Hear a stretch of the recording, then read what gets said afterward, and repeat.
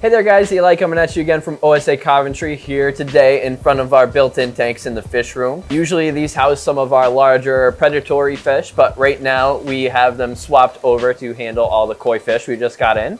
These guys have been here for a week or so. Generally we would set up the outdoor ponds for these guys, but just to keep work easier on ourselves this year, we just kept them indoors just so we could keep a better eye on them and not run into as many algae issues. It gives you guys a better viewing experience to be able to pick out the koi fish that you actually want, and it's a little easier for us to catch them. So we do have a decent selection right now of koi fish from anywhere from about 3 or 4 to 6 to 8 inches. So koi fish happen to be one of the longest kept aquarium fish in the hobby, believe it or not. They have been captive bred in the areas of Japan and some other Asian countries. They actually are derived from just a common carp, which a lot of these fish, you can tell that that's basically where they get their shape from. However, these have been line bred for a really long time to give you some interesting patterns, to give you some interesting scale variations, and they're just a really beautiful fish, a really rewarding fish to keep if you have a pond. Worth note is I have both standard koi and butterfly koi. These tanks behind me have more of the butterfly koi. And as you can see with a lot of these examples, they have really long finnage, which is where they get that butterfly name. They almost resemble those beautiful wings of a butterfly. And these guys tend to stay just a little bit smaller than your average koi fish does, just for genetic reasons. However, most koi fish, if given proper care, are going to last into the teens or 20s, possibly even 30 years of age. And they really do deserve a very large pond to swim in, as they can reach sizes of almost 30 pounds, sometimes more if cared for properly. So a lot of times people start with these very small koi and you might want to load your pond up with smaller ones. However, it is probably most appropriate to take it slow and plan on the long term for keeping these guys for years and years to come, as they can be a really rewarding, really long-term pet that really pull together that water feature in your yard. In addition to the different fin variations that I have available, you might be able to see some of these fish almost have no scales or very minimal scales, which is another type of genetic variation. This is what they would call a mirror koi or mirror carp. It just gives you another cool appearance to look for, something that would set these koi apart from others.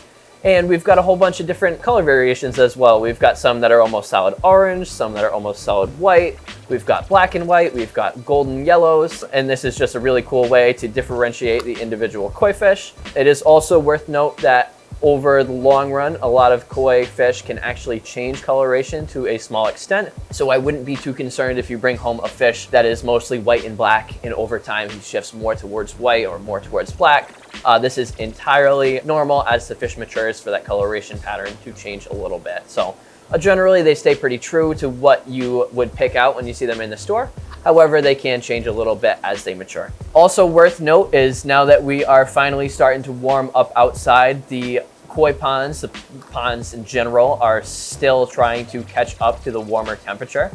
A lot of times your pond is going to have a little bit of a lag in temperature between the outside air temperature. So a lot of our ponds right now are still a little bit cooler, maybe in the low 60s or high 50s, and the fish's metabolism is definitely slowed due to this fact. So in the earlier season, it is really important, once you start to feed your koi ponds again, to offer a diet that is a little more digestible. Generally, feeding something that has wheat germ in it is a little bit more easily digested by the fish, and it is something that is not going to cause them to get bloat due to overfeeding when their metabolism is so slow. So definitely important if you have overwintered koi, or even just adding some new koi to your pond at this time of year.